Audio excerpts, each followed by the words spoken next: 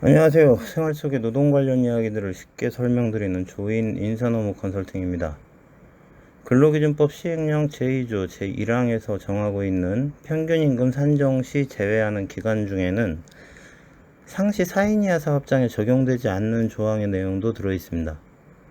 그런 경우에는 퇴직금을 계산할 때 4인 이하 사업장에서는 포함해도 되는 건지, 만약 그렇게 된다면 4인 이하 사업장에서 근무하는 영세 근로자는 지나치게 억울한 게 아닌가 하는 의문이 들 수 있겠죠. 그래서 이번에는 그 내용에 대해서 살펴보겠습니다.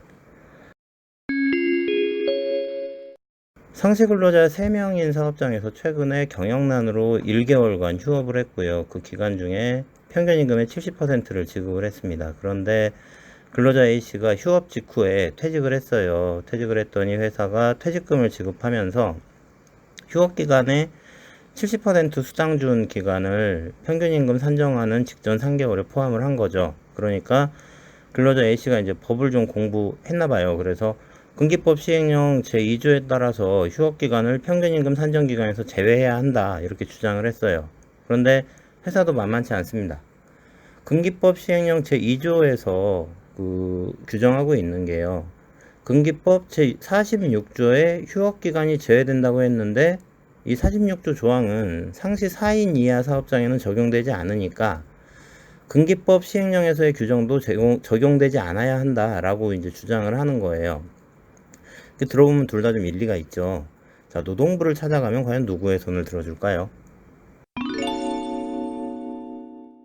두 가지 측면에서 볼 텐데요. 먼저 법규정 체계를 좀 보면요.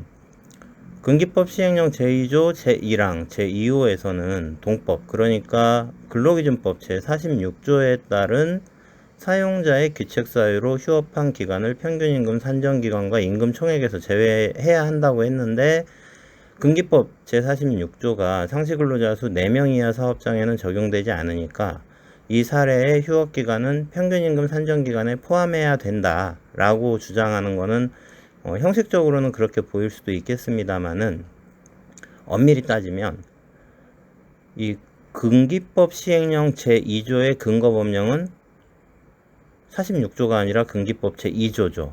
근기법 제2조 제1항 제6호에서 평균임금을 정의를 하고 있어요. 그런데 이 평균임금은 상시 4인 이하 사업장도 적용되고 있죠.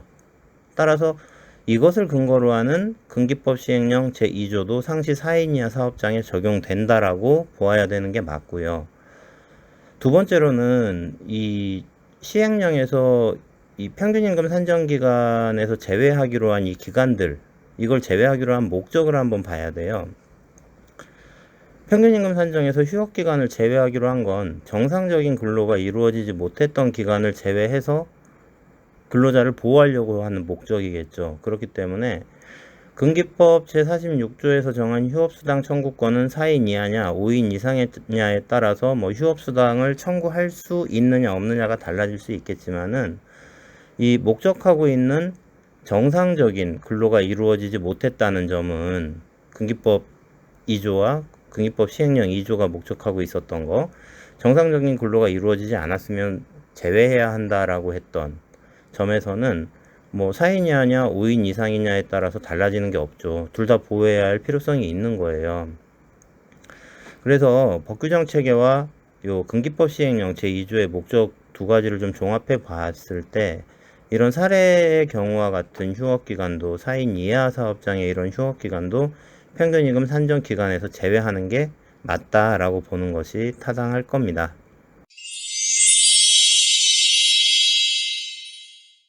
도움이 되셨길 바랍니다. 약은 약사에게, 인사노무 상담은 노무사에게. 들어주셔서 고맙습니다.